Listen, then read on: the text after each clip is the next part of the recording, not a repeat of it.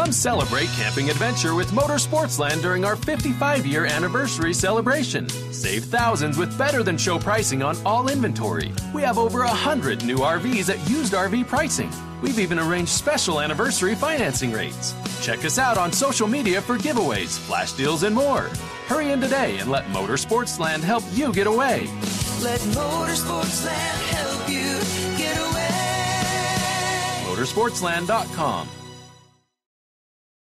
This episode contains descriptions of violence, war, and trauma. Please take care when listening. It's wintertime in Kabul, Afghanistan, early 2021. And 15-year-old Baran spent her break from school binge-watching the TV series Prison Break. I watched it 3 times because I really love it. At first, she watched it dubbed in Persian. But then she had an idea. She wondered if she could teach herself English by watching the show.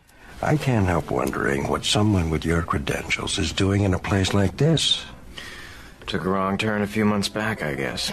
She knew the story well. The main character, a structural engineer, makes an elaborate plan to get himself into prison just so he can break his older brother out. He even has the blueprints for the prison facility tattooed onto his upper body. Michael? Why? I'm getting you out of here. I really like that character. He's very smart and he thinks about all the things. And that was the reason that I learned English. But she had no way of knowing how much she would need English in just a few months. Baran is not her real name. She asked that we use a pseudonym to protect her family. Back in the 90s, the Taliban beat up her father and broke his back because he was training women to work in the medical field. The family fled to Iran for several years. But Baran was born after American forces and allies occupied Afghanistan and ousted the Taliban from power. Her family decided it was safe and moved back to the country. Now it's a good place. Afghanistan is good for living. We come back to our country. She wanted to be a doctor like her father. She had every reason to believe she could achieve her goal, and she was in a hurry. Baran finished high school 2 years early, but she never got to attend her graduation ceremony or take the exam to get into medical school. By August 2021, all of her plans evaporated. The Taliban is in downtown, like driving, but there is no one to stop them. Suicide bombings just outside the Kabul airport have killed dozens. Suddenly, the focus was on escape and survival. The Americans were withdrawing from Afghanistan, and Baran found herself at the Kabul airport, one of many Afghans desperate for a way out. For 5 days, they waited on the street outside the airport. Baran, her parents, her 31-year-old sister, her 2 older brothers, their wives, and kids. All Afghanistan came to the airport to enter to the gate, and it was very crowded. Everybody lost each other. And then the gates opened. As they pressed forward, Baran's sister was carrying her 4-year-old niece, their brother's daughter, and they were knocked to the ground. They managed to get up before they were crushed. They made it through the gates. But when Baran looked around, several family members were not there. And when we entered to the gate, we lost our parents. One of their brothers and his wife, the niece's parents, didn't make it either. But the authorities pushed them forward. They couldn't wait, and there was no going back. They flew to Qatar, hoping the rest of the family would follow. They ended up at a makeshift military camp in New Jersey, where they spent several weeks. It was there that Baran celebrated her 16th birthday. One morning at 5 a.m., Baran, her sister, and niece woke up in the dark, skipping breakfast to get on an airplane, having no idea that they had 2 stopovers and would be traveling all day and into the night. The 4-year-old begged to eat the food she saw in the airport restaurants, but the only money they had was Afghani. By the time they arrived at their final destination in Salt Lake City, there was a snowstorm.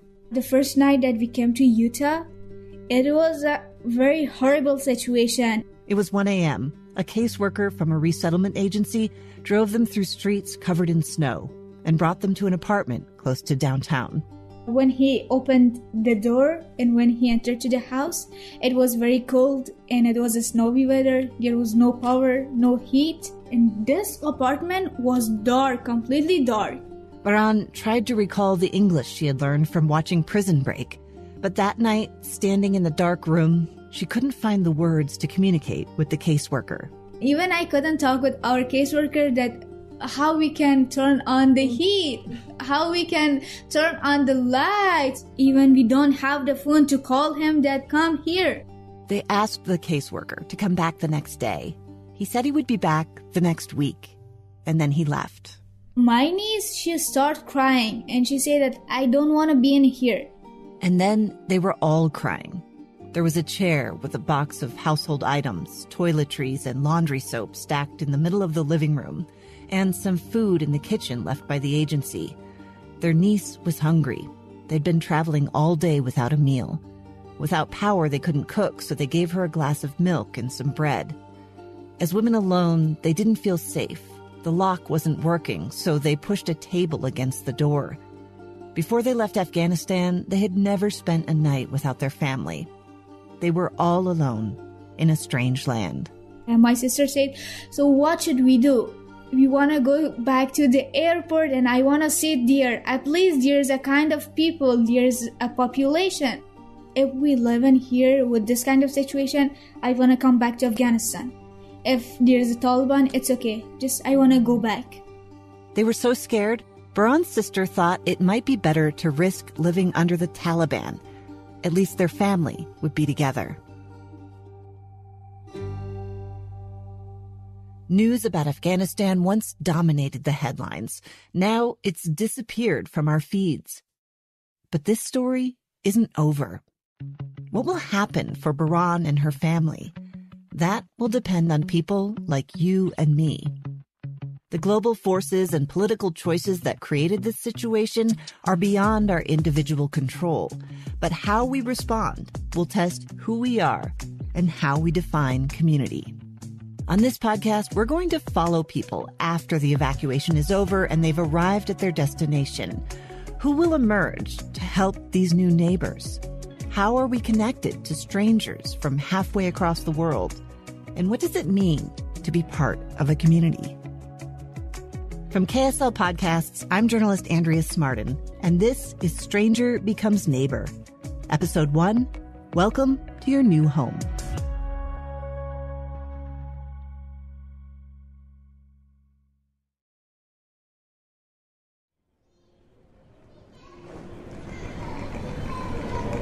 Back in the spring of 1994, a refugee arrived with his wife and 3-year-old son at the Salt Lake City airport, not knowing what to expect from this strange new land called Utah. Right from the beginning, when I get off the plane and we came to the gate, so many people were there who wanted to welcome us. Aiden Batar is from Somalia. Everyone just calls him by his last name. He and his family were greeted by a big crowd. Family members, staff from a resettlement agency, and volunteers. I have never seen such a welcoming in my whole life. My wife and I, we looked at it and said, wow, this must be a very welcoming community. And the welcome continued as the crowd took them to their new home that was waiting for them. Had everything we needed, beds, furnishings, even warm meal was on the table, on the dining table, and we were all overwhelmed with all this hospitality and welcoming that we have received. From that moment, I knew that, this is the place for us. Okay, so Batar's first day in Utah was the polar opposite of what we heard from 16-year-old Baran. You might be wondering why. Well, that's what we're going to find out in this episode. How is the situation different for the newest arrivals to our communities? And what kind of neighbors are we? Getting back to Batar's story, he and his family settled in the small farming town of Logan in northern Utah, surrounded by fields of alfalfa and cattle. The Somali family stood out. They didn't have many refugees, during that time. And everybody who stops us on the street used to ask us, where are you from? Hello, what's your name? They were curious. People were very interested in getting to know us and also wanting to help. People offered him rides when he didn't have a car. He was given a job, and his 4 children had educational opportunities far better than they could have had in Somalia or in a refugee camp. But Tar's experience was so positive, he decided to work for a resettlement agency, Catholic Community Services of Utah. He's been with them for more than 20 years and is now the director of Migration and Refugee Services. Utahns like to say this is a welcoming place for refugees and immigrants.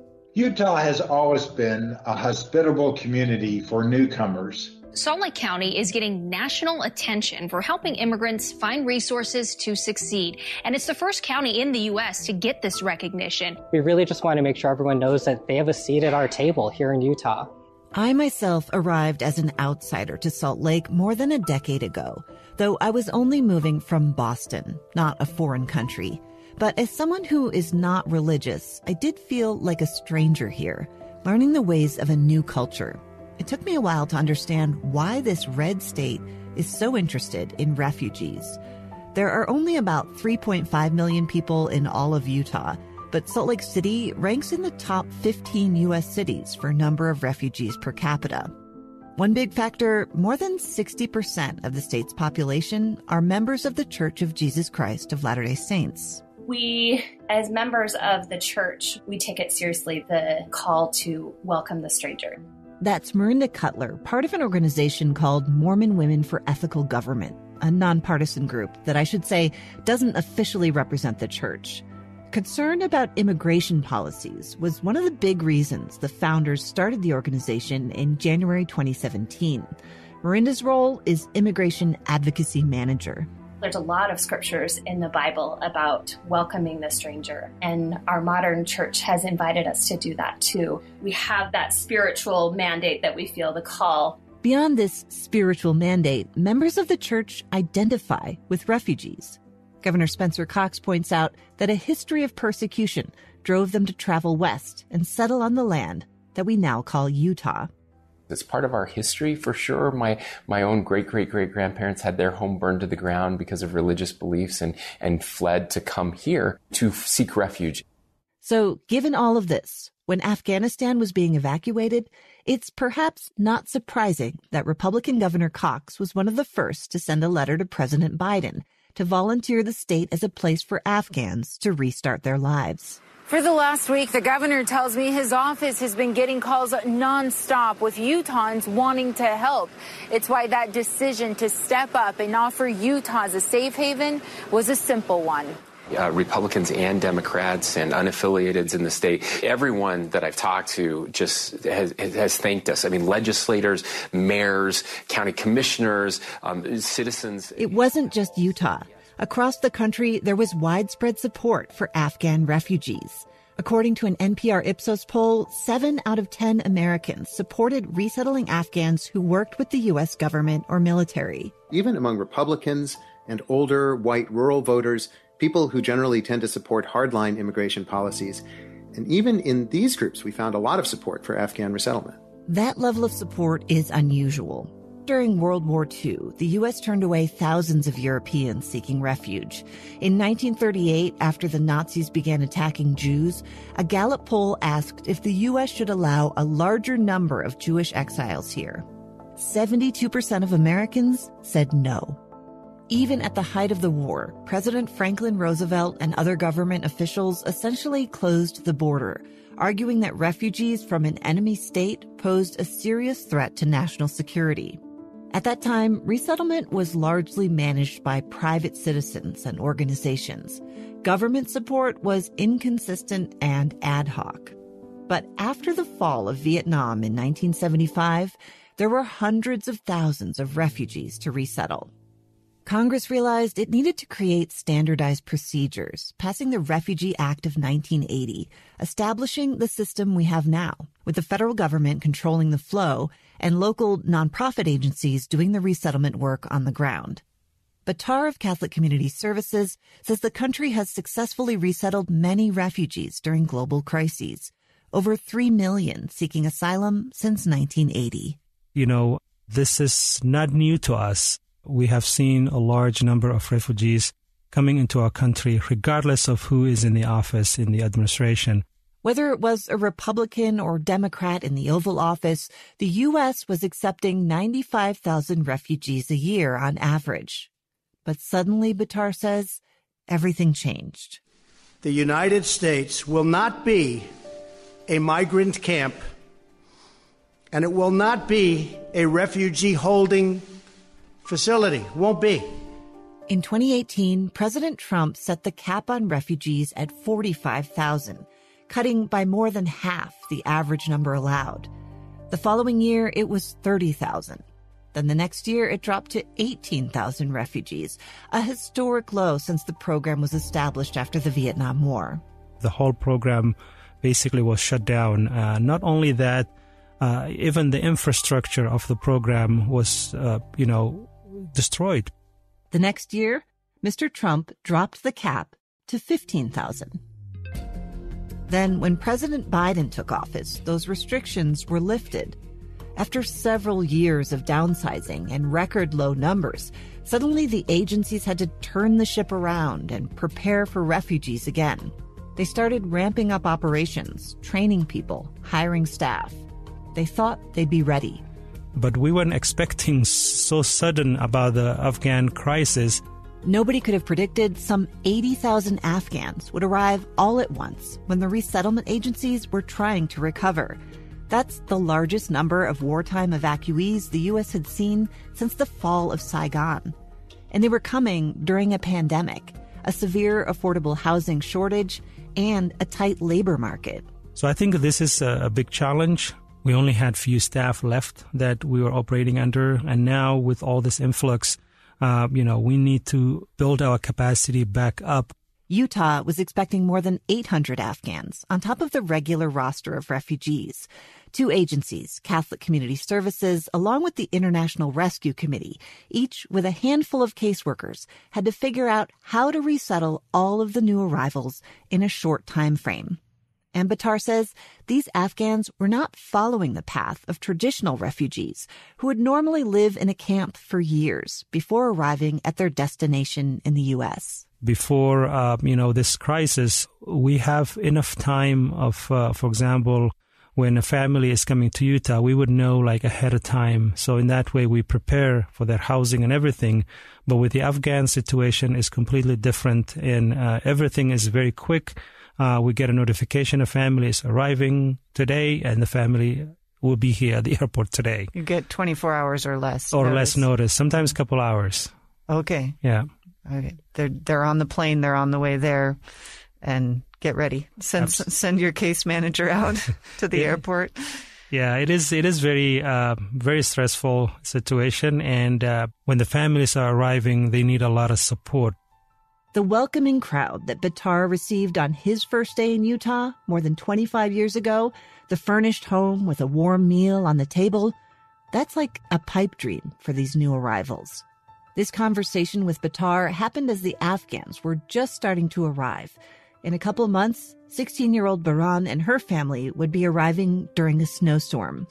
One caseworker told me they were expecting new Afghans to arrive every day, so they would be doing constant pickups at the airport on top of everything else they were doing to resettle refugees, finding homes, helping them access food, healthcare, legal counsel, transportation, English classes, work permits, getting the kids enrolled in school. And many of these meetings would require someone to translate. It seems an impossible task. I think Catholic Community Services alone cannot meet all the need of these families. These folks need friends in order for them to be successfully integrated into our community. Will anyone step forward to help? That's after the break. This show is sponsored by BetterHelp.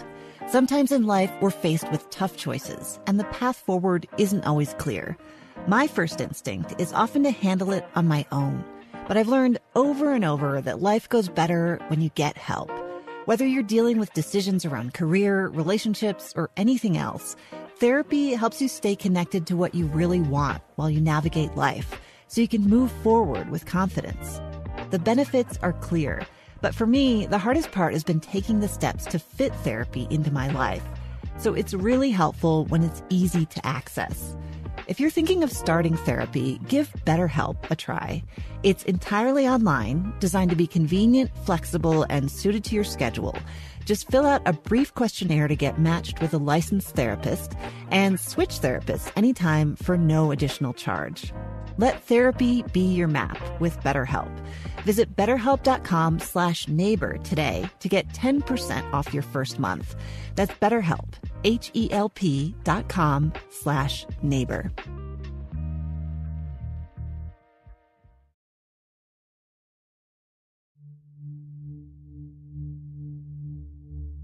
In August 2021, while then 15-year-old Baran was waiting on the streets of Kabul for the gates to open at the airport, halfway across the world, a woman sat on a sofa in her air-conditioned home in a suburb of Salt Lake City, watching it unfold on the news. She saw people trying to scale the walls, covered in barbed wire, families crushed in the crowds and separated. Azim shared video of his wife at a Taliban checkpoint where he says she was tear-gassed and beaten. People crowding around a massive U.S. Air Force transport plane as it starts down the runway, some even managing to hold onto the wings as it lifts. Then bodies fall from the sky. For most of us, it's impossible to fathom how someone could be that desperate to escape. But she's seen this story before. In fact, she's lived it. What I saw in the news, it's kind of triggered my memory. Her name is Nazifa. She asked that we not use her last name. To this day, she's nervous about exposing her family. More than 2 decades ago, before the U.S. occupation, she also fled Afghanistan. Her family, part of a persecuted minority and a target of the Taliban. We escaped, maybe not like through evacuation flights, but we went through the same route, leave our home with nothing. It's a time in her life she prefers not to think about. But when the U.S. withdrew and Afghanistan fell back into the hands of the Taliban, it all came flooding back. She remembered the day her father never came home. We couldn't find his body. We were waiting when the Taliban was coming on our door looking for us. Nazifa, the oldest of 6 children, was 12 years old when her family crossed the border illegally into Pakistan. She remembered what it was like to be on the run, her family living in one room with one blanket among them, how she worked in a refugee hospital and her younger siblings worked as carpet weavers just to keep the family alive. Sitting on a big, cushy chair in her living room, she lets herself go back to that time. I didn't go to school or anything, so I just worked to survive. This is making you emotional. Yeah. What is it bringing up for you? All of the hard work, it's like the life that I have lived. I'm grateful for the experience. I think that is what made me really strong. And that was, why we work so hard in here. So I want to be really independent, educated, and I never want to live for survival. Today, you could say Nazifa has achieved the American dream. She works as a risk analyst in the financial industry, a job that allowed her to buy a home in a nice neighborhood at the base of a mountain canyon. How she got there is another story that we'll get to in the next episode. Suffice it to say, she didn't do it alone. Right now, there are new arrivals from Afghanistan who need help. More help than the resettlement agencies can provide. So she and others are stepping up to volunteer. Hi, I'm Andrea. Andrea, I'm Dane. Dane? On a sunny day in late fall 2021, I meet up with Nazifa and some of her neighbors in the parking lot of a hotel next to a busy road west of Salt Lake City. Nazifa's just getting their room number, and then we'll go meet them. Okay. There's a new Afghan family living here temporarily. I met the husband at the mosque on Saturday, but I haven't met the kids and the wife, so we're going to ask them what can we do to help them. The resettlement agencies are careful not to release refugee contact information except to volunteers who've already been trained and assigned specific tasks. But Nazifa feels like they can't cover all the needs of these families, so she's had to track them down herself. She's been meeting people at events organized by the Afghan American community. I first met her at one of these gatherings at a mosque. She attracted my attention because she was translating and connecting people with resources, writing down names and phone numbers that she keeps in a small book. Today, she's brought some of her neighbors who she only recently met, including Dane Smith. Nazifa came to our church. She lives just across the street from our church and just kind of alerted us to the needs. We were pretty anxious to help. We visited a few families 2 weeks ago, and so this will be our second group of families that we're visiting. Dane is well over 6 feet tall, easily more than a foot taller than Nazifa. I found out later he's a commercial airplane pilot. He's here with his mother-in-law and the head of a women's group in his church. All 4 of them, plus me with my recorder, troop into the hotel. All right. So hopefully we're not too big of a crowd. No. We're not going to overwhelm them. The Afghan father meets us in the lobby and takes us up the elevator to the room where his family of 5 is living. Hello. How are you? Pretty good. Tell me your name. My name is Yasser. Yasser is 9 years old and seems to be the most fluent English speaker in the family. His older sister is 11 and his baby brother is toddling around in a onesie. Yasser's father explains that his son learned some English in school. Yasser pipes up and Nazifa translates. So in a camp, the kids were studying for an hour a day, but he went to ESL classes with his mom today, and he said all of a sudden he learned English today. If you didn't catch that, Yasser apparently learned English just today. Impressive. That's awesome. High five, man. That's pretty great. Nazifa confesses that she learned English in part by watching cartoons, especially SpongeBob SquarePants. I remember watching SpongeBob with my brother. The family sits on 2 beds while the rest of us squeeze into chairs around the entryway. There's a small kitchenette by the door, 1 long bedroom, and a bathroom. It's a lot of people for a little stuffy hotel room. And I realized that because of the COVID-19 pandemic, I haven't been so close with this many people in a while. I'm vaguely nervous that it's not a good idea, but we're doing it. Looking around, it hits me that everything they have in this room, a couple of bags of clothes, some diapers, 1 floral blanket from Afghanistan, a car seat, what most of us would take on a weekend trip, it's all they have. It doesn't take long before the toddler climbs into Dane's lap. Okay, I'm going to take notes just so that we get everything we need to know. Okay. Do you want to ask them if they have been to the hospital yet? Dane sounds like he's in charge here, but the truth is he and the others, they're just regular citizens figuring this out as they go along, trying to identify where the professional agencies don't have the time and resources to meet the needs of these latest arrivals. With Nazifa translating and the father doing most of the talking, they learn that the family has been in the hotel for 2 weeks. Not a normal situation for refugees, who would usually be placed directly in a furnished home or apartment. But they're arriving with very little notice. And Dane says there's a shortage of affordable housing. So when they do get a home, they may not be near other Afghans. The unfortunate thing about that is that they end up being so spread out from each other when what they need is 2 things. They need their community that they're familiar with, and then they need people like us who can help them integrate into American society. They learn that the kids are not in school. The leader of the church women's organization says she worked in the schools for decades, and that's not normal. They're supposed to be enrolled within like 24 to 48 hours, I think. No, some of the refugees I know, they're stuck in an apartment for 2 months, no school for the kids yet. Nazifa says some of the families she's talked to have been in a hotel for more than a month, sometimes as long as 2 months. They have been in a base 60 days, another 60 days in a hotel, kids no school. Well, and the men especially are so anxious to get out and work. Their top 3 things would be they want to make sure their family's taken care of, they want to feel productive, and they want to integrate into our society. Like they're just so hungry to do that.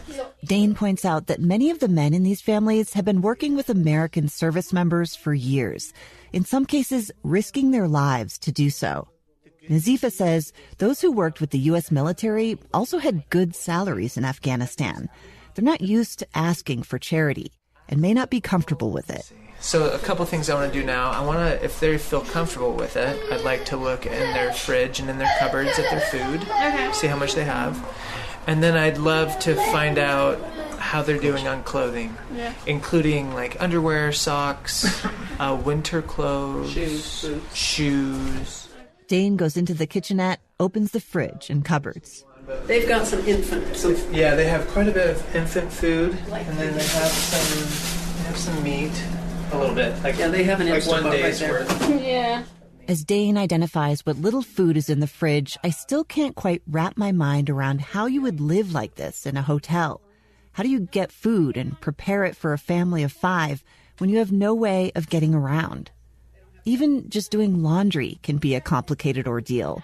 Nazifa says she just met a family who hadn't washed their clothes for 2 months. Many of the machines don't take quarters. You need a cell phone and an app tied to a bank account in order to pay. To function in the modern world, Nazifa says they need phones, computers, and internet access. These are the things she worries about, while the resettlement agencies are scrambling just to get them housing and food.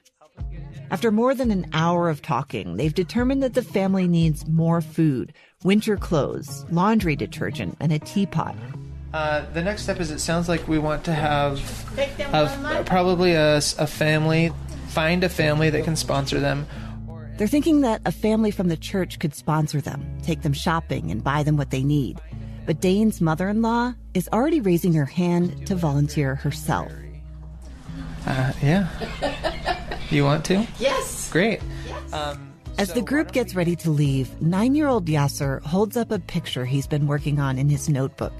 It's a profile of a woman's face with a tear on her cheek, a drawing in shades of gray, except for some red tint on her lips and a bright red heart next to her face. Will you tell them that we're grateful that they're here?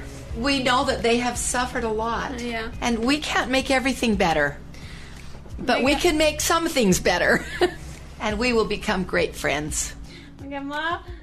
Dane and the kids use the universal language of high fives and fist bumps, and the father scoops up the toddler, who blows a kiss. Real kisses. Pound it. Standing at the door, Nazifa translates for the father.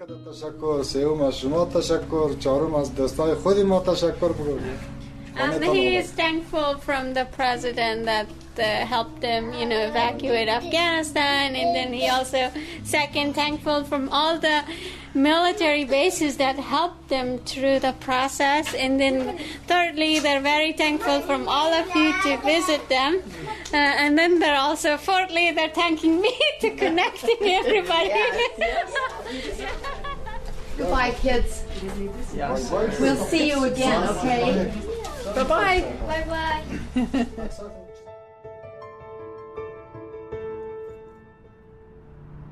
Outside in the parking lot, before they can rush off to the next family, I stop them. Why do you guys want to do this? Why do you want to spend your afternoons here? Oof. Let me take a deep breath.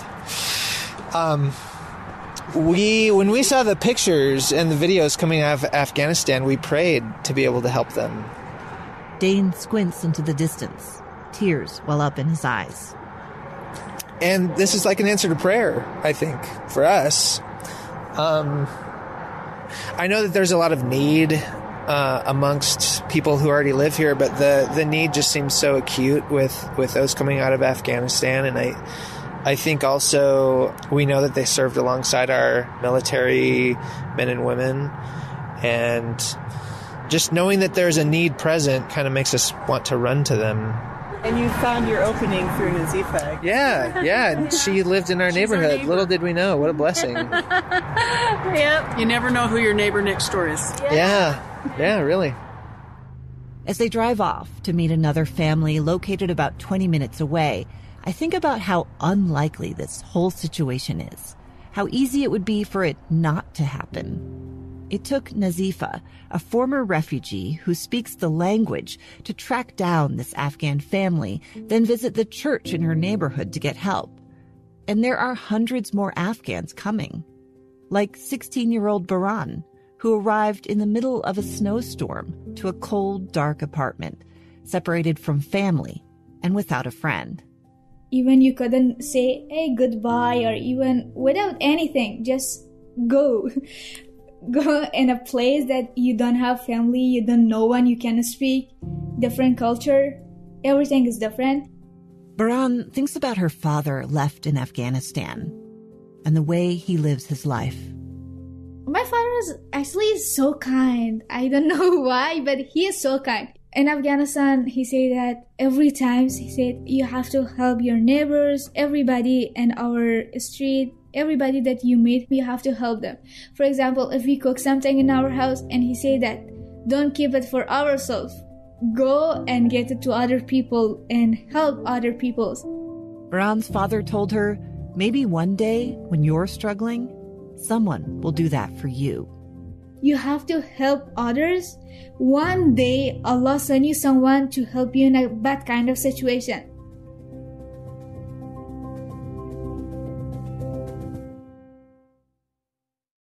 Coming up this season on Stranger Becomes Neighbor, we'll find out what happens for Baran, her sister, and niece. For her family and many others, their experience will depend on the regular people who step in to fill the gaps. On this podcast, we'll follow some of our newest neighbors, as well as those who help them. As we uncover these relationships, we reveal the hidden ways we're connected. We'll hear from those who served in the military. There were people who served our country for over 10 years and saved countless American lives. A single mother who fought the Taliban in a secret unit of Afghan special forces. These women, they're from Afghanistan, against all odds, joined the military, joined the special forces, and then fought for their freedom alongside U.S. soldiers, which is more than 99% of Americans can say. But even those who risk their lives with Americans are not safe from job losses and eviction notices. I cannot imagine being whoever evicts them, the manager or whoever's job it is to roll the rugs up and throw them out into the street. I can't imagine actually going through with that. For many, their status in this country is uncertain. It really is having another person's life in your hands. If they don't get approved for asylum, they would be sent back to Afghanistan. So when I get a lot of stress, the only thing that can help me, I'm just crying. You're crying a lot? But what can one person realistically do to help? You want me to come when you deliver your baby. She's our mom. You're both my mom and my best friend. They're like family, so I just do the things I would do for my family. We have this ethos in the military, you're supposed to leave it better than you found it. This is the only way I know how to leave it better than I found it. You see your fates as tied together. They're completely intertwined at this point. We promised to be a welcoming community, but do we fulfill that promise? Stay with us on Stranger Becomes Neighbor to find out. Stranger Becomes Neighbor is researched, written, and hosted by me, Andrea Smartin. Audio production and sound design by Aaron Mason. Bonus content produced by Nina Ernest. Mixing and mastering by Trent Sell. Executive producer is Cheryl Worsley. My thanks to our editorial team, Amy Donaldson, Dave Colley, Ben Kiebrick, Josh Tilton, Ryan Meeks, Felix Bonnell, and Kellyanne Halverson. Special thanks to Tanya Vea, Stephanie Avis, Candice Madsen, and Matt Elgren. Each week, we're releasing bonus content with extended interviews if you subscribe on Apple Podcasts. If you're unable to subscribe and you'd like to support the show, please give us a rating and write a review. It really does help others to discover us. For pictures and more information, find us at strangerbecomesneighbor.com. Stranger Becomes Neighbor is a production of KSL Podcasts.